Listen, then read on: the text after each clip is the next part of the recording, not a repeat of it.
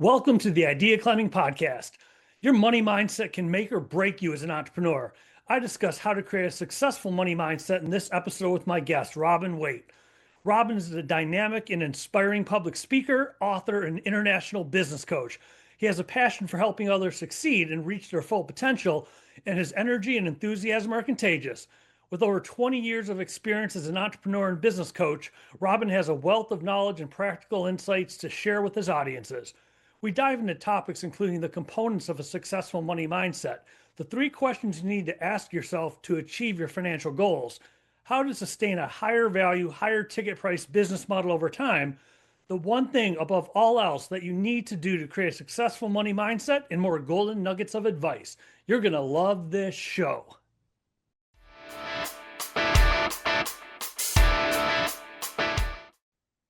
Robin, thank you for making the time to do the Idea Climbing podcast. I appreciate you. Oh, it's my pleasure, Mark. Thank you for inviting me on.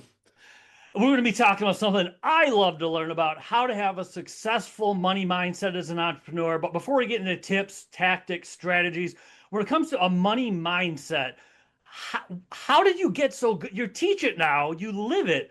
How did you get so good at that? What's your story with discovering money mindset? Yeah, well, I've only been in business for 21 years, so maybe I'm a bit of a slow learner. I don't know, but I finally feel I've nailed it when it comes to pricing and money mindset. But so sure, I'll try and keep it as potted as I can, rather than sort of doing a full biography. But I ran a marketing agency for the first 12 years of my career, so predominantly doing web design and branding up until 2016, and ultimately ended up selling that agency. And it was a good time because I was between kids, and it meant I could spend a bit of time with family and just enjoy my earnout that I had. But eventually I needed to go back to sort of thinking about work again and having some grown-up conversations, away from baby talk. And of course, the first question everybody asks you at networking meetings is, "Oh, Robin, what do you do?" And I'm like, well, I don't really do anything because. And then I tell them I sold my agency, and naturally you get a lot of freelancers and agency owners at small networking events. So basically, Mark, there's not a lot I won't do for a free cup of coffee and some cake. So I did some informal networking over coffee and cake, and turns out actually I was quite good at it. And in that process, realized that the reason somebody wanted to buy my agency was because there was some really cool stuff which I'd done around sort of how we packaged up our offer, how we priced it, and various things like that. And actually, during the 12 years of running that agency, again, unbeknownst to me, but with a bit of help from therapists and various mentors and coaches, thankfully, I had around myself at the time when I was selling, I started to realize this mountain of value that I'd actually, all of the sort of negative money mindset, which I'd sort of inherited as a child, I had undone a lot of that during those 12 years running the agency. So there was a lot of weight there, but equally, it's very valuable in the end. I love what you just said, and I think things begin long before people think they do. Like, oh, I got my first job, I started a business. I'm not doing that great with money. I'm 25. You mentioned childhood. Where does money mindset start? Dig into that a little bit. Well, I mean, a lot of people's money blueprint actually is formed when probably even before your earliest memories. So because you're already building emotions even as a toddler, a baby and a toddler around what's going on in the home. And I don't know about you, but many of the people which I speak to, they typically, most of the arguments were essentially around money. So you got the cliched sort of stuff that people say, money doesn't grow on trees and money is the root of all evil and all those sorts of things. But a lot of home-based arguments are familial arguments around money of some sort. So in my home, there was I won't go too much into it. It was a bit traumatic, but there was proper rows between my mum and dad over just household bills, holidays, things that me and my brother needed, to a point where, me and my brother used to go and hide upstairs. It was very volatile. So you can imagine that, at a very young formative age, my association is money, scary. And that was it. And that's the same for many people. 99% of the population are born into not necessarily poverty. A lot of people are born into poverty, but they're born into working class family homes where money is tight. We're not all born with trust funds and silver spoons in our mouths. And then you pull this through into like your teenage years where maybe actually you want a bit of financial independence. You don't want to rely on your parents for pocket money. So you go out and get a paper round, or you go and work in a restaurant waiting tables or something like that. And so you start to earn your own money. But now what you're training yourself is that money comes through hard work. Mhm. and getting paid a wage. And part of that is repeating already what your parents did, because many of our parents worked wage, driven jobs throughout their lives. Then you kind of eventually get up to sort of teenage years, and your parents are trying to educate you about money, and they're like telling you to be careful and make wise investments and maybe buy a house and a mortgage and everything else like that. Maybe go to university. So you've got all these kids now, and me, I had the same thing where I was privileged to go to university, but came out of that with debt. And so you've got these amazing young human beings who are starting off their adult life in debt with a very poor attachment to money. And then they spend most of their 20s and 30s recovering from that and trying to get back into a state whereby they no longer owe money, and that actually money doesn't equal necessarily have to equal hard work. And it's remarkable again, like, and as a business owner as well, like you can see how all of this baggage then it actually isn't particularly helpful when you're then running a business as a grown up, right? Because everything still feels like hard work. And how many times do you see sort of business owners tearing their hair out because Yep. they've ended up working a solid 40, 50 hour week, and they're scratching their heads going, I thought I was good at this and I like doing it and I get great results for my clients, but I'm not making the money that I thought I'd make. I kind of created a job for myself.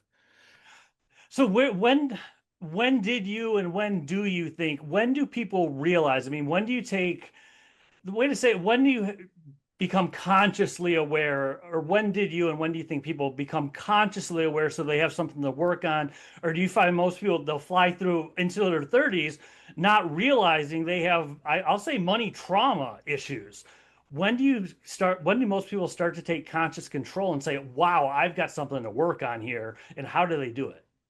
Yeah, I mean, we get a lot of emotional awareness sort of around our late 30s, early 40s, I think typically for most people. So, and that's when a lot of people are far more open to sort of making changes, going to speak to a therapist or a coach or a mentor or somebody like that to kind of help them work through some of their trauma. And you have to think about like the four pillars of life. You've got wealth, health, relationships, and your profession, I think, are the four pillars. And wealth is a major part, like money basically is a major part of like one of those of it's one of the four main pillars of life. Mhm. But unfortunately, we're not very open to kind of doing anything about it until quite late. Some people learn it very early. However, there's a good reason why, sports people, for example, get very rich very quickly, and then next thing you know, they've lost all the money, or lottery winners, for example. Mhm. um, you have to grow into being a good custodian of money and wealth. Without going too woo-woo, like the universe knows if you're capable of looking after money, and so it will tend to give you more money if it can see that you're actually protecting it and doing good stuff with it. And I genuinely believe that it's taken me kind of, you go through phases of even something as basic as starting to save some money. So even if you start saving $10 a week and Mhm. setting it aside for a rainy day fund, that's like a really great habit to get into, which will start to break some of the old money habits. Because then one day you wake up and you've got $1,000, $2,000, $5,000 saved up, and that just gives you that little bit of like, it gives you that breathing room where you can just relax, and you've got that safety net which you can fall back on. And then, next stage beyond that is then where you can actually make money work better for you. So you can start to make maybe some investments, or in your business, actually make a bit of a profit, but then be able to reinvest that profit, spend some money confidently in order to then start to accumulate some more money. So like a very interesting fact is that how we choose to buy things is quite often a reflection of how we sell things. So if you find yourself going, I don't know, to go do your grocery shopping, for example, and then you're kind of all clothes shopping, and then you're quite thrifty and going for the cheapest. If you then run a business, you'll probably either lower your prices because that's you projecting your own money mindset onto how you price up your products or services, because you think that everybody else is going to buy because you're the cheapest. But actually, what we're not doing is then setting the business up for profitability. We're selling it for attraction, and what we tend to attract like. So we attract other thrifty people. And lo and behold, maybe they want the moon on a stick, and we kind of question our life choices for selling something too cheap because now they want everything. So how do you break through that if someone's listening, watching, and they realize, wow, I'm doing that. I'm afraid to be too expensive. I'll get more clients if I have lower prices. How do you break through that pricing barrier in your own mind? Yeah, so the first step is like to realize that you and your business are two separate entities. So you can have your own money wobbles, mindsets, whatever else that's going on. But imagine if then you rock up to your business with all of these money wobbles and you step in there, your business is going to be on wobbly foundations as well. So it's kind of, again, you're the custodian of your business, but what your business needs is positive, like sustainable cash flow and profitability. That's like oxygen for a business is cash flow. So when you show up, you wouldn't deprive your children of oxygen, right? And it's the same for your business. You wouldn't deprive your business of cash. So when you have your money wobbles, you go into your business, you treat it as a custodian and you look after it, bring it, abundantly bring it cash. And then when you leave, you can have all the money wobbles you like. And interestingly, I learned this the opposite way round. My own personal money worries I've kind of had to deal with over the last sort of 20 years as an adult. But for my business, I've always been very sensible about saving and reinvesting and designing a business for profit. Certainly in my coaching practice, maybe not so much in the branding days or the agency days. And so what I've been able to do is I was like create stability in my business, and then me personally, I've learned through that experience of how to then build personal sort of a stable personal sort of financial base. So that's the first thing really. The second thing is actually just looking at the foundation, what is the makeup of a business? The goal of a business is not to enroll as many clients as you possibly can do. Yes, you need some clients, but you don't need all of the clients. What your business needs again is to be profitable and sustainable. And that means you could have double the revenue or profit, but with half the clients if you get your prices right. And there's like a one-page plan or set of numbers which I go through with people to work this out. So just as an example, let's say you're running a business and your goal was to earn $100,000. So let's say you're a business coach and you want to earn $100,000 a year. That's your financial goal. So first of all, we've got to identify how much money do we want to make in the next 12 months. The second question is then, and the keyword here is average. On average, how much does your product or service cost how much does the average client spend with you? So let's say in this example, you're a coach, you want to make 100K, and currently your coaching program's $1,000, say. And then all we do is we take the big number, divide it by the little number, and what that then tells us is we need 100 clients next year, spending $1,000 in order to get 100K income in. And at that point, when I go through just even those first three questions with people, their eyes pop out their head. Me as a coach, I know that 100 clients is a ton, right? That's a literally, figuratively. It's a ton of clients. It's too many. Like the average coach probably has the capacity to work with about 20 clients a year. Okay, so now we're looking at 20 clients, but at $1,000, we've limited our earnings potential because we can't hit that target. So actually what we've got to then do, take the big number and divide it by 20. And now we know we've got to design a coaching program that's worth 5K. Okay. And again, a lot of people are like, oh my God, if I'm selling it at $1,000, like who's going to buy it at 5K? So all of these other limiting beliefs and questions and concerns start to raise, but we don't want to worry about that just yet. What we want to do is just have the scaffolding for the businesses. We need 20 clients at 5K. What can we do to deliver 5K's worth of value to a client? So I want you to picture, like, I have this thing called the sales cycle of doom, right? So we're selling 1K coaching programs. We're going to sell 100 a year. It's like sell, deliver, sell, deliver, sell, deliver, sell, deliver, sell, deliver, sell, deliver. It's frenetic, right? Super fast and everything. It's like crazy. And then you get ill, or you have to take a holiday or something, or it's Christmas and you have to take a break. So you stop for a couple of weeks and then off you go again, sell, deliver, sell, deliver, sell, deliver. And I don't know about you, but going around in circles is not my definition of success, right? No. So, but what happens is, so now let's say, for example, and imagine you're at the center of this universe of like sell, deliver, sell cycle of doom, right? And then you raise your prices. So when you raise your prices, you now have more time to deliver a better quality product or service to your clients, which gets some better results, which makes you more referable on the back end. And because you're getting better results, your program's more sticky. So clients stick around for longer and spend more money. So you make more money. And then you've got this virtuous cycle, which you've created for yourself. And a lot of people don't, or the challenge which people have is that when you're in the sales cycle of doom, what's happening is there's lots of little transactions. Imagine Pavlov's, bell is ringing. every 5 minutes you're getting another client say yes. But then when you charge like 5 times the price and far fewer clients, Pavlov's bell is going off far less, and we don't like it because we're missing out on those little dopamine hits. So actually, it's the business owner's own ego which is stopping them from charging more. It's stopping them from slowing down because they want to. It's frenetic. We got to work hard to play hard. It's their own ego which is taking on clients just for the sake of the money because they want to help more people and save more lives. Um, and actually, what we want to do is if we need fewer clients, we can also be more selective about who we choose to work with. Because again, you've probably seen this happen either through your own business or your other sort of colleagues, associates that you work with and know. They've taken on a client just for the money, and then a month later, they're like moaning and whining about the fact that this client's treating them really badly, and they wish they'd never, started their business in the first place, and they think they're just going to quit and go back and do a job, Yeah. But they did it for the money. Okay, money's important, obviously, profitability, but if you need fewer clients, you could be more selective. So you can take your time to qualify them, make sure they're best fit, make sure you can get great results for them, and build these really, fantastic like packages for clients so they have a great time. I'd like you to dive in right here intentionally. I don't want to lose this thought; it'll fly out of my head. You touched on it. I think you used the word attracting, and I'm a big believer in this, and I'd love you to break this down.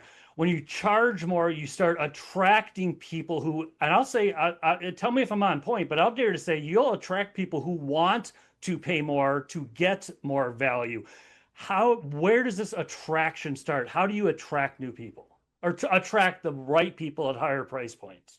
So part of it, the psychology around it is in part it's about ownership. So what like clients who don't pay much, generally the higher and the lower paying clients have a problem. It's just they approach problems differently. The less people pay, the more they kind of just want you to take the problem away, believe it or not, than the big clients. The big clients who spend more money because they're invested more, not just financially, but energetically, they kind of want to be part of the solution.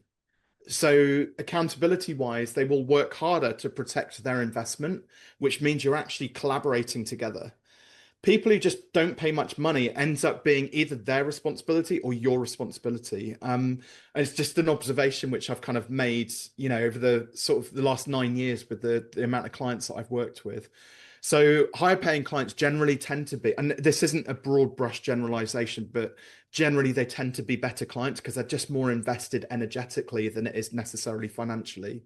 And the lower paying clients, there's just no bandwidth. If something goes wrong, there's no wiggle room like within that. And so they end up getting frustrated. So I always use this example as well as to like where sort of hourly rates and low ticket type stuff creates problems. So imagine if like Mark, you're in the market for a website for your business, and you got 3 web designers. So we've got Steve, who's our first web designer, and he says, right, Mark, it's going to be $50 an hour, and I reckon it'll take me 20 hours to knock up a website. And you think, oh, okay, $1,000, that seems reasonable. So off he trots.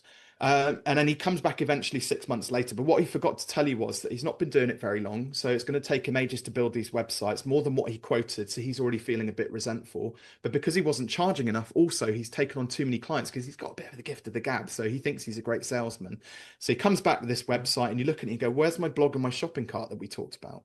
And then he says, well, I can add them on, but it will cost you another 10 hours. Now you're resentful because he's just tried to charge you for something that you've already should be included. Yep. But because he's an upstanding guy, he kind of reluctantly agrees, well, I'll chuck it in for free, but you're pissed off, he's pissed off, everybody's annoyed. So not the best relationship, right? Yep. So then Trisha comes along, web designer number 2. Now she doesn't know what Mark and Robin know about pricing. So she's also charging $50 an hour. But because she's been doing it for 20 years and she's a whiz, she comes back, 14 days later, brilliant looking website. It's got the shopping cart and the blog on it, but actually billable hours, it's only 10 hours. So it costs you $500. Now, hang on, Trisha's better at it, more experience, does it faster, but gets paid half what Steve got paid for messing us around, right? So hourly rates, again, there's a couple of clues there. The hourly rates and low ticket is a flawed business model, okay? And then we've got Darren, right? Darren's our website ninja. He's like, he's like 21 years old, but he's been coding like since he was 3 months old and just absolutely nails websites. And he's like, Mark, did you know that you don't actually need a blog and a shopping cart? I'll just build you a lead machine in about 72 hours. And by this time next month, we'll be generating about 15 to 20 qualified leads for your business. Nice. And by the way, I'll also throw in a 100% money back guarantee. So if we're not doing that, I'll refund you all of the money you paid. Plus, I'll give you an extra $1,000 for wasting your time, which you can spend with Steve or Trisha. How does that sound? So once you get to the higher paying clients, you get over to the money wobbles, you realize everything you just said, you're an expert. People want to pay more because they know what they're going to get if they pay more. How do you maintain that high level of client once you start to get them? How do you not stumble back down the hill of, oh, I only got three maybe I'll just go back to my old pricing model? How do you stay at a higher ticket, higher value model over time?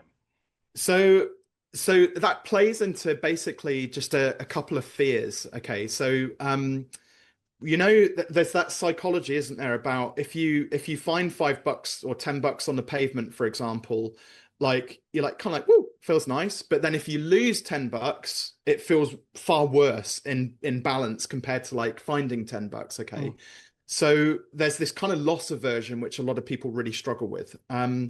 So one way to kind of work around that is, let's say you have three high paying clients. Well, make a conscious decision that you're going to set aside 10% of every job you get. You're going to set 10% of the income from that aside in a rainy day fund. Mm. So let's say you make 30 grand, say. Well, now you've got 3K set aside in a rainy day fund, which might be a month's worth of your bills at home, for example. Or if you could afford to, could you set aside 20% of everything you earn so you can get to that point where, Mm-hmm. if you've got 6 months worth of overhead saved up, that it actually doesn't matter whether you take on a client or not. There'll still be an element of loss aversion, because obviously the longer you go without enrolling a client, and the more your rainy day fund starts to deplete, the fear will start to kick in. And really, it's a bit like, have you ever seen the film with Mel Gibson, Braveheart? Oh, yes. Not for a while, Right. but I've seen it. Yeah. There's the scene where he's kind of galvanizing the troops on the hill where he's about to fight. I forget which army he's about to fight, and he's like, "Oh, you just have to hold your nerve."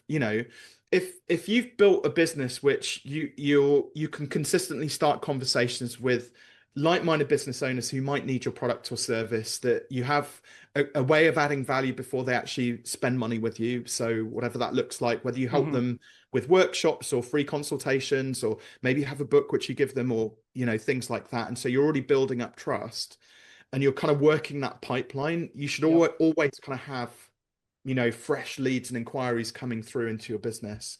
So we've got 5-6K in a rainy day fund. We know we're continually having conversations on the sales side of things, so it's only really a matter of time before we convert another client. That is awesome. And we have covered a lot of ground in a short period of time. When it comes to pricing and money mindset, there's a lot of good nuggets in here. Well, it's reinforcing something you said, or maybe touching on something you didn't say. If you were to briefly tell, if someone says, if you were to say, at least do this one thing, at least above all else, at least do this if you want to do money mindset the right way, what would you tell people to do? So I won't do the exercise now, but there's a specific exercise which I go through with people to test like the difference between when we're trying to work out our prices. Our head and our heart have two different opinions. So when most people work out their prices, they use their head. They'll open up a Google sheet or an Excel spreadsheet and they'll run some numbers and then, right, that's what I'm going to charge. Our heart then often looks at that and goes, well, that's cheap, but we don't listen to it. Okay. So next time you're buying something, pay attention to what's going on. How do you feel about that transaction? What decisions are you making whilst you're going through, whether it's a cup of coffee or a Ferrari, don't care, but whatever you're buying, just start to pay attention to it. Listen to what your heart's doing. Next time you then sell something, when you find yourself having intellectually worked out your prices and your heart's there and somebody says how much and your heart there is saying, should have charged more, should have charged more, should have charged more. Probably you want to consider doubling your rates. Mm. And I've done as a specific exercise, which I do, where I get people to graduate their prices and then their heart jumps out and says, that's it. And it's normally, the heart is normally double what the head says. Mm. Gotcha. This has been awesome. Thank you. If people want to find you online, Robin, where's the best place or places to go? Yeah, well, I've got a gift for everybody who's listening in, watching. So if you want a copy of Take Your Shot, head on over to fearless.biz/TYS for Take Your Shot. And also, I'm trying to get some new subscribers to my YouTube channel as well. So jump onto YouTube, search for Robin Waite with an E on the end of it, or Fearless Business, and you should hopefully be able to find my channel, give it a little subscribe, and hopefully get some more great content. This has been excellent. Thank you again. I appreciate you, Robin. My pleasure. Thank you, Mark. And scene.